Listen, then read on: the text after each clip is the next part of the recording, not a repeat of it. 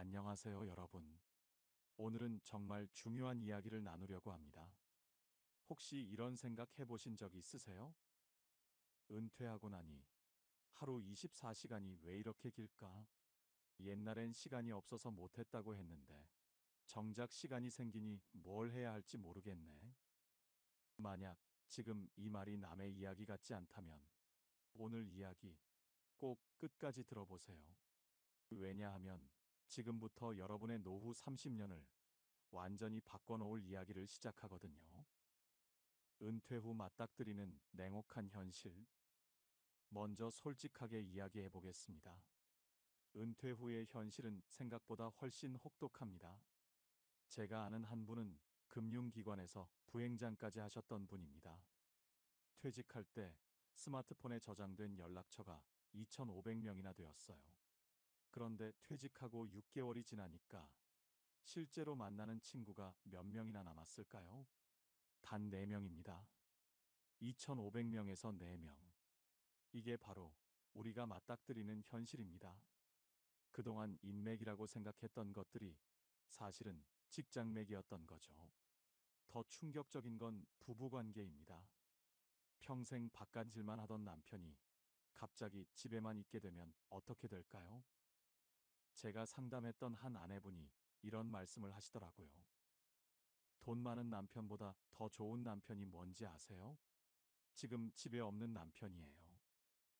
웃을 수도 울 수도 없는 이야기죠.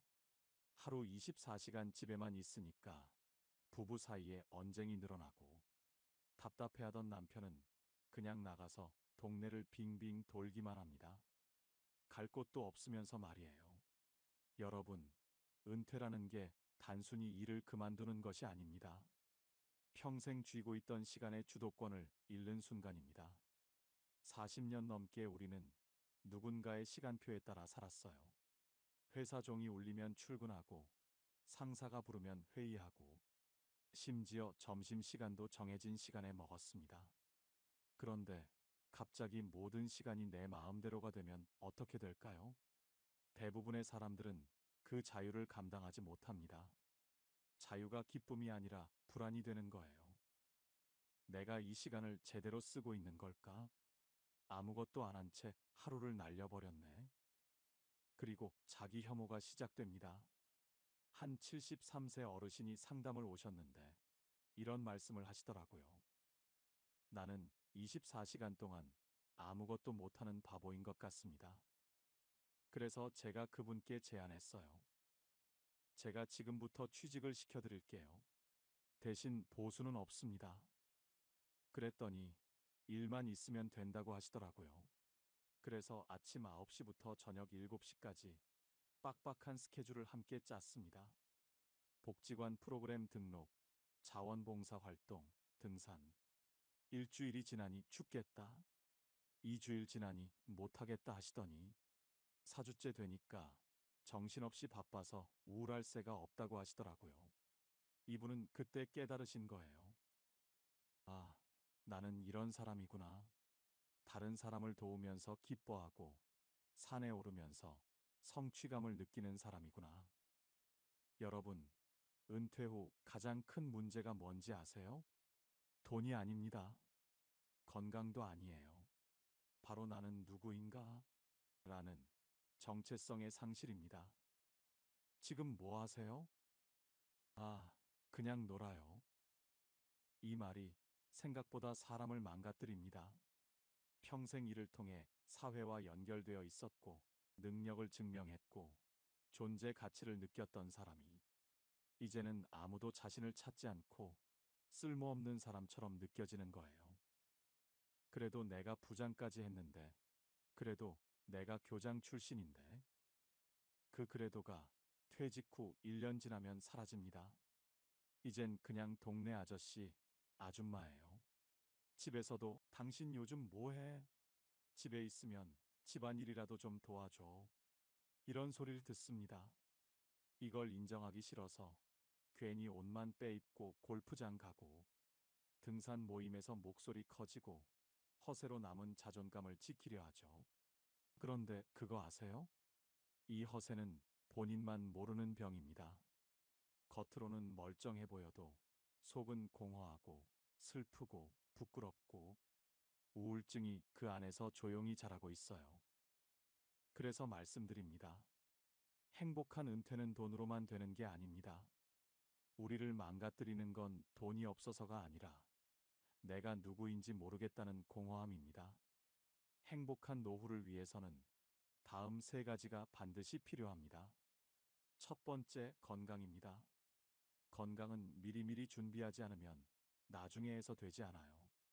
아픈 순간 모든 게 끝납니다. 걷기도 싫고 만나기도 귀찮고 자기 자신에게도 짜증만 납니다. 건강은 노후의 자유를 지켜주는 지팡이에요. 건강해야 여행도 가고 친구도 만나고 취미도 배우고 심지어 손주도 봐줄 수 있습니다. 두 번째, 돈입니다. 당연한 얘기죠. 돈이 없으면 하고 싶은 것도 만나고 싶은 사람도 하나둘 포기하게 됩니다. 하지만 반대로 돈만 있다고 해서 행복하지는 않아요. 경제적 안정은 기본값입니다. 그 위에 뭔가를 더 얹어야 삶이 재미있어집니다. 세 번째, 그리고 가장 중요한 것, 바로 할 일입니다. 돈이 있고 건강해도 할 일이 없으면 인생은 무너져요. 그 할 일은 꼭 돈을 버는 직업일 필요 없습니다. 하지만 내가 내 시간에 의미를 부여하는 행위는 반드시 있어야 해요.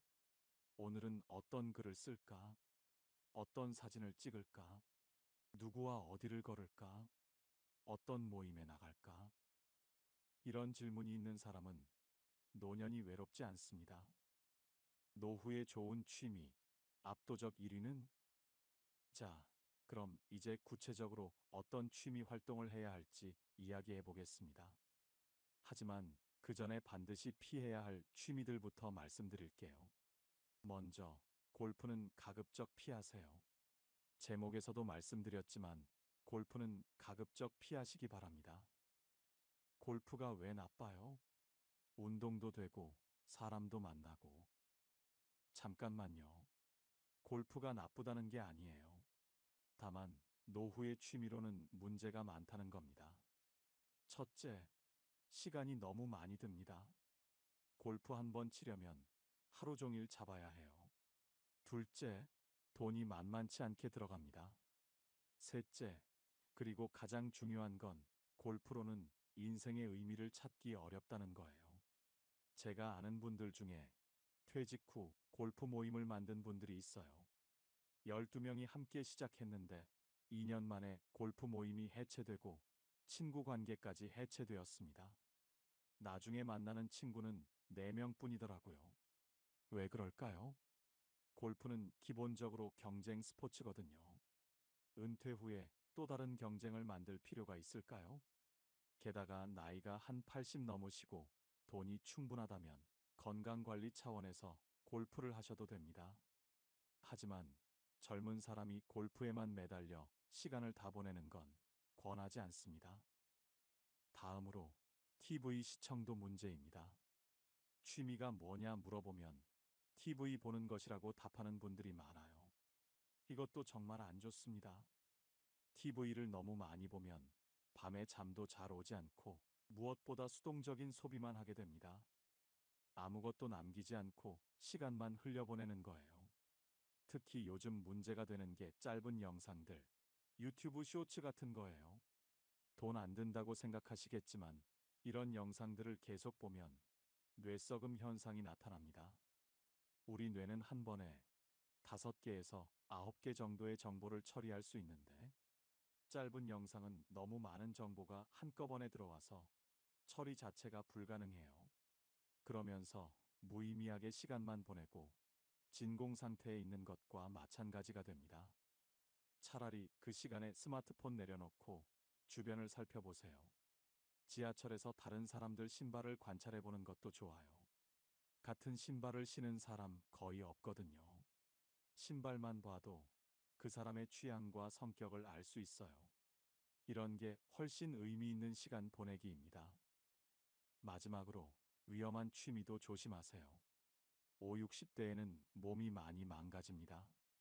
아직 해도 될 것 같으니까 무리하시는 분들이 많은데, 제가 아는 분은 20대들과 농구를 하다가 무릎 관절이 완전히 망가져서 수술까지 하게 되었어요. 나이가 들수록 국어와 수학을 잘해야 합니다. 국어를 잘해야 주제를 알고, 수학을 잘해야 분수를 아는 거예요. 내 몸 상태를 파악하고, 내가 얼마큼 지출할 수 있는지 알고, 내 몸을 얼마큼 쓸 수 있는지 아는 것. 이게 바로 인생의 국어와 수학입니다. 이제 정말 좋은 취미에 대해 말씀드리겠습니다. 제가 여러 전문가들과 상담해 본 결과, 노후의 가장 좋은 취미는 단연 독서입니다. 그것도 특별한 방법이 있어요. 바로 10쪽 독서법입니다. 나이가 60 넘었는데 무슨 독서야? 눈도 잘 안 보이는데? 이렇게 생각하실 수도 있어요. 하지만 제가 제안하는 건 완전히 다른 방식입니다. 10쪽 독서법 실행 방법. 첫째, 정해진 날짜에만 하세요. 예를 들어 매주 토요일 오전에만 서점이나 도서관에 갑니다. 저 같은 경우는 토요일 오전 10시에 늘 가거든요.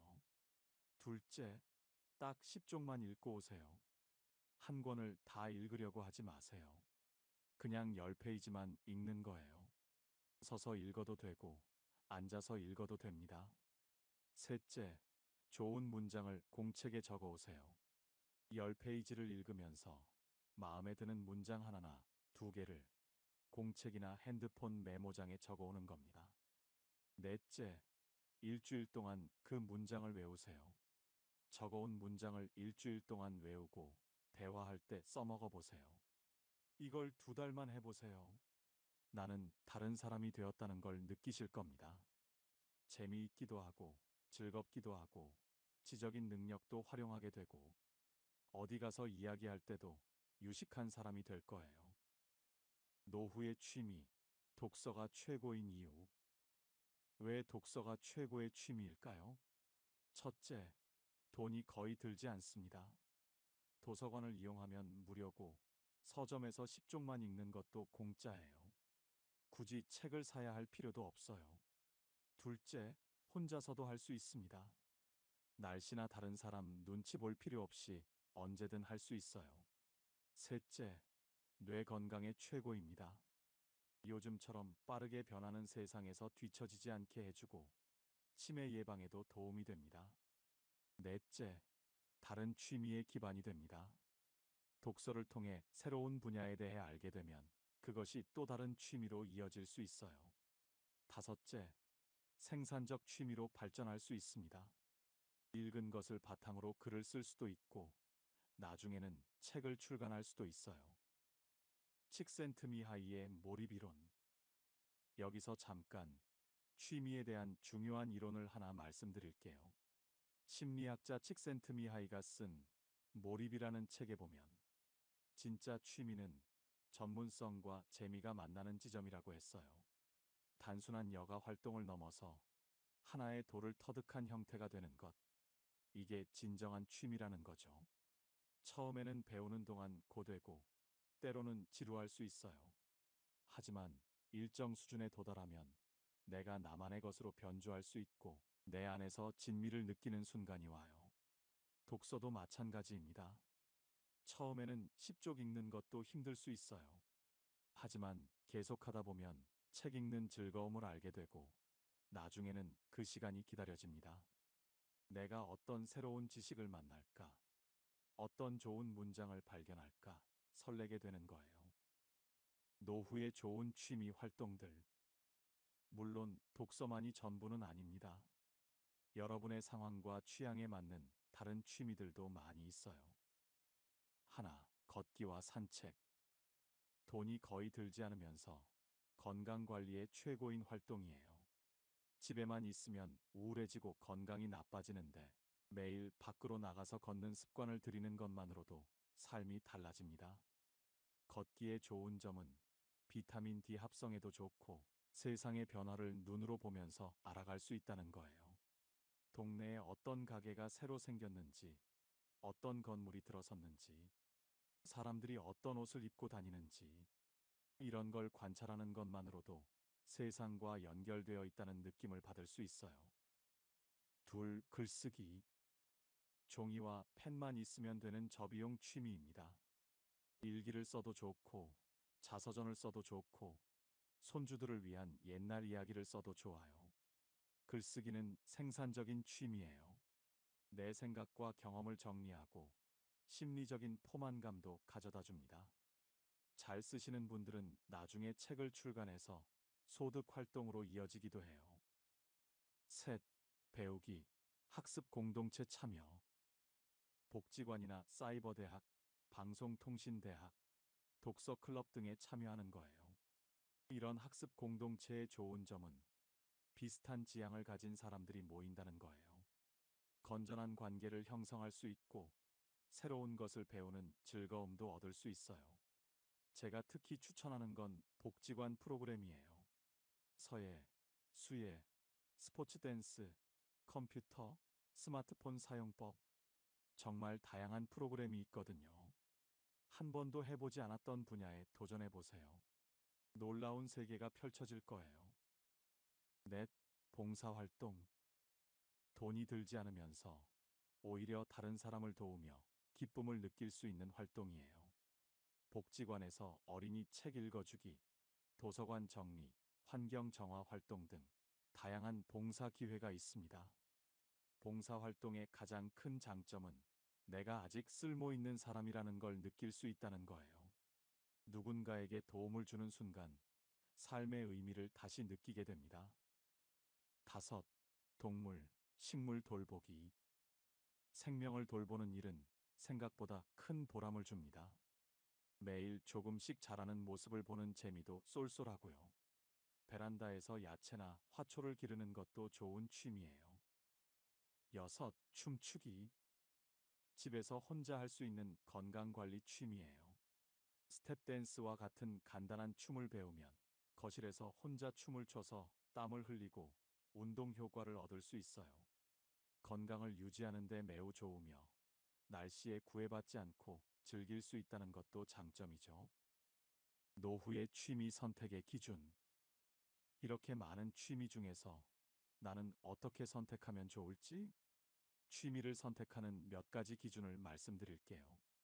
첫째, 혼자서도 할 수 있는 취미를 준비하세요. 은퇴 후에는 관계의 폭이 좁아져요. 그래서 다른 사람에게 의존하지 않고 혼자서도 할 수 있는 취미가 꼭 필요합니다. 독서, 글쓰기, 걷기, 그림 그리기 등이 대표적이에요. 둘째, 생산적 취미를 선택하세요. 취미를 크게 두 가지로 나누면 생산적 취미와 소비적 취미가 있어요. 영화 보기는 소비적 취미고 글쓰기는 생산적 취미죠.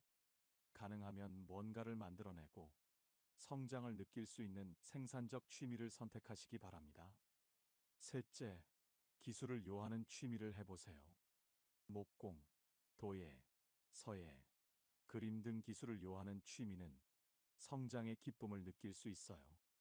처음에는 서툴지만 점점 나아지는 모습을 보면서 성취감을 얻을 수 있거든요.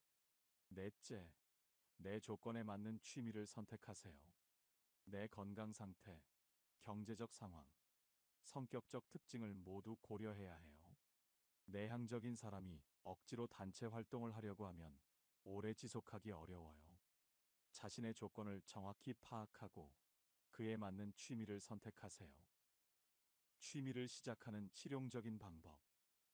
그래, 취미가 중요한 건 알겠어. 그런데 뭐부터 시작해야 할지 막막해. 이런 분들을 위해 구체적인 방법을 알려드릴게요. 첫째, 인생지도 그리기. 종이 한 장을 꺼내세요. 가운데 지금 내가 가장 원하는 것이라고 적습니다. 지금 당장 뚜렷하게 떠오르지 않아도 괜찮아요. 그저 마음 가는 대로 요즘 내가 자꾸 생각하게 되는 것을 한 줄 써보세요. 그 다음 종이를 동그라미로 나누어 5칸을 그립니다. 건강, 관계, 취미, 일, 성장. 이 5가지 주제에서 각 영역에 내가 요즘 하고 있는 일 한 가지, 그리고 앞으로 꼭 해보고 싶은 일 한 가지씩을 써보는 거예요. 예를 들어보면 다음과 같습니다.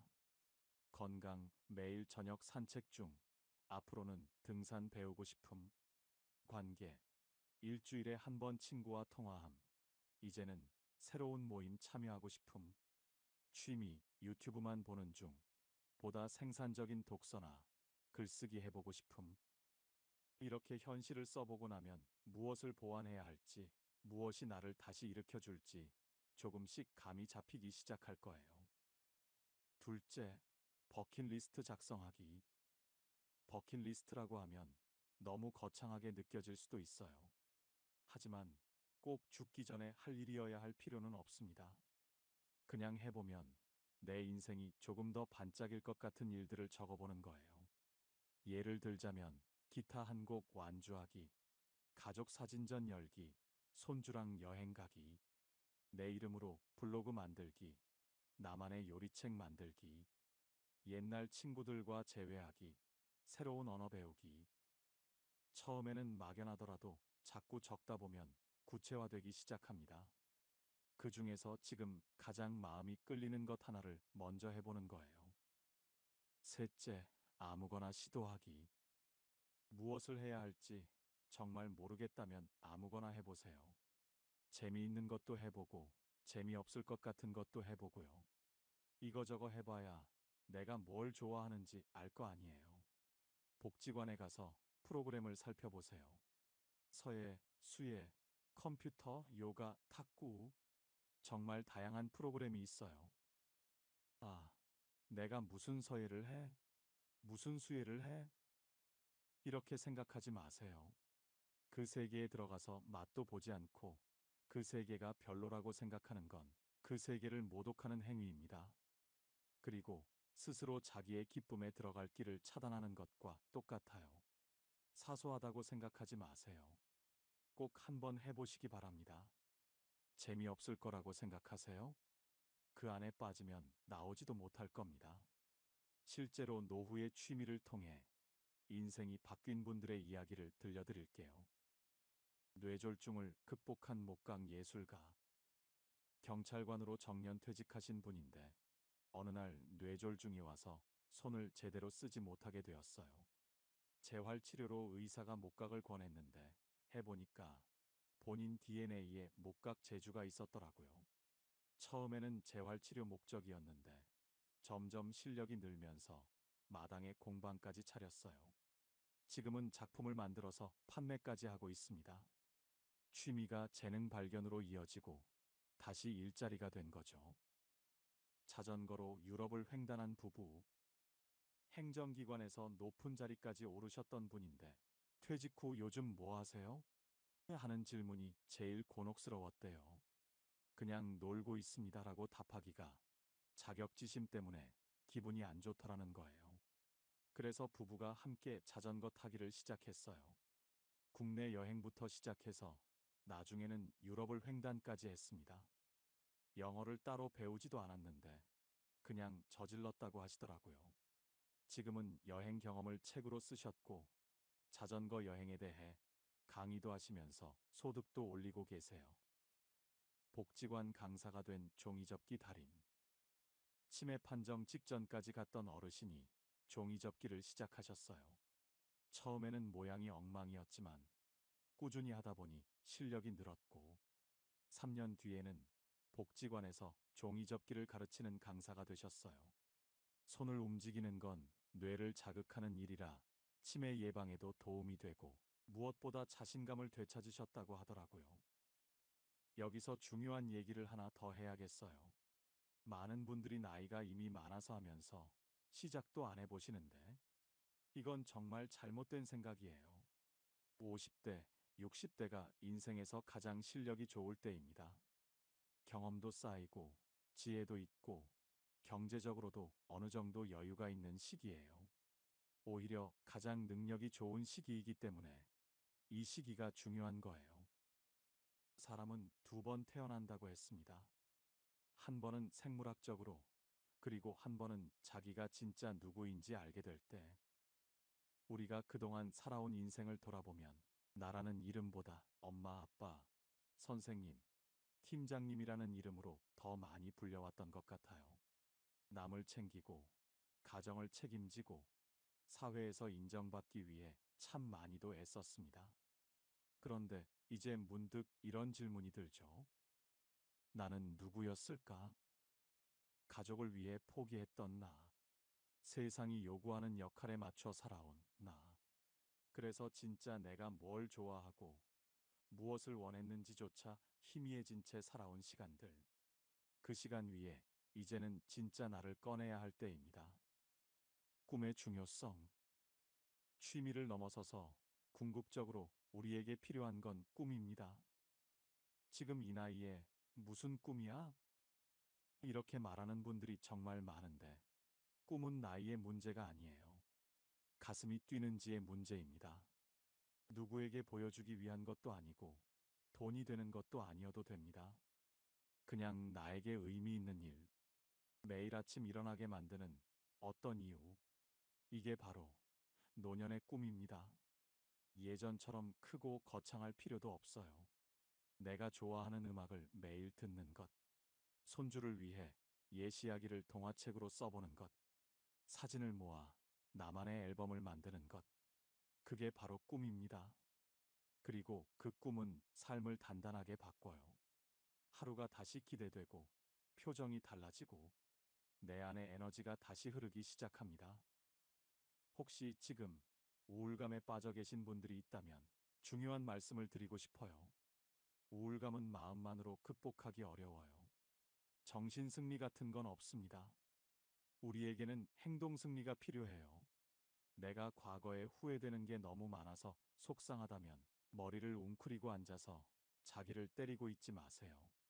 지금 당장 일어나서 문 열고 나가세요. 슬리퍼만 신고 나가도 상관없어요. 겉옷만 간단하게 입으시고 걸으시기 시작하세요. 걸어 다니면서 생각해 보세요. 아, 이렇게 건물도 서고 이렇게 변화하는구나. 나의 삶도 그렇게 다시 세울 수 있겠구나. 걷는 습관 자체가 나의 새로운 행동을 만들어가는 거고요. 갔다 오면서 생각하세요. 후회 대신에 여기에 무엇을 넣어야 될까? 후회하는 그 자리에 새롭게 시작할 수 있는 것을 한 가지만 생각하고 돌아오신다면 여러분은 삶의 새로운 시작을 위한 거대한 씨를 뿌린 거예요. 마지막으로 정말 중요한 조언을 하나 더 드릴게요. 집에 오래 계시지 마세요. 집에 오래 있으면 저절로 우울해져요. 그리고 잘 걷지도 않게 되고 건강이 당연히 나빠지고 사람 만날 일이 없어져서 고립되고 그러다 고독 쌓는 겁니다. 결국 집에 오래 머무는 것의 결과는 그냥 고독사예요. 밖에 나간다는 건 적어도 나를 관리한다는 거예요. 거울 보고 머리 한 번 더 빗고 계절에 맞는 옷을 입고 적절한 신발을 신고 그렇게 밖을 나가는 거죠. 나간다는 건 몸을 움직인다는 얘기예요. 걷는다는 건 온몸을 다 움직여야 비로소 성립될 수 있는 행동이거든요. 갈 곳이 없어도 상관없어요. 내가 정하는 거예요. 옆 동네 세 번째 전봇대 찍고 와라. 내가 그곳을 정해놓고 그곳에 가서 터치다운하고 돌아오는 겁니다.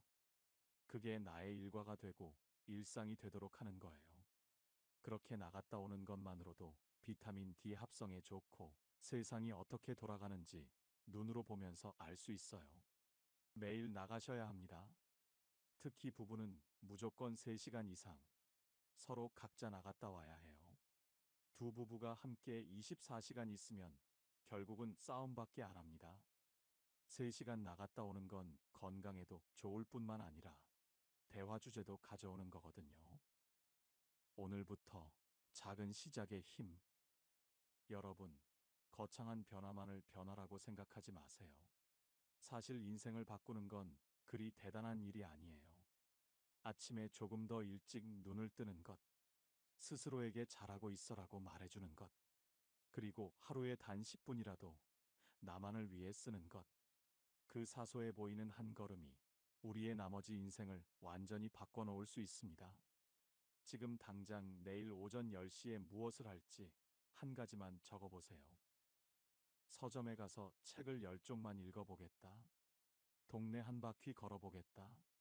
복지관에 가서 프로그램을 알아보겠다. 무엇이든 괜찮습니다. 당신 인생의 황금기는 지금부터. 여러분, 은퇴는 끝이 아닙니다. 진짜 나로 살아가기 위한 두 번째 인생의 출발점입니다. 그리고 저는 지금 이 이야기를 끝까지 들어주신 여러분이야말로 그 두 번째 인생을 가장 멋지게 살아갈 준비가 된 분들이라고 믿습니다. 오늘의 이야기를 정리하자면, 첫째, 독서를 시작하세요. 특히 10쪽 독서법을 추천합니다. 매주 정해진 시간에 서점이나 도서관에 가서 10페이지만 읽고 좋은 문장을 적어와서 일주일 동안 외우세요. 둘째, 건강을 위해 매일 외출하세요. 집에만 있으면 우울해집니다. 목적지를 정하고 매일 나갔다 오세요. 셋째, 인생 지도를 그리고 버킷리스트를 만드세요. 내가 진짜 원하는 게 뭔지 구체화해 보세요. 넷째, 아무거나 시도해 보세요. 재미있을 것 같은 것도, 재미없을 것 같은 것도 일단 해보세요. 해봐야 내가 뭘 좋아하는지 알 수 있어요. 당신 인생의 황금기는 지금부터입니다. 이제 다시 살아보는 겁니다. 이번에는 오롯이 나 자신으로. 이상으로 나이들의 품격이었습니다. 황금빛으로 물들어가는 여러분들의 행복한 인생 이막을 응원합니다. 오늘 영상이 도움이 되셨다면 구독과 좋아요 부탁드립니다. 끝까지 시청해 주셔서 감사합니다.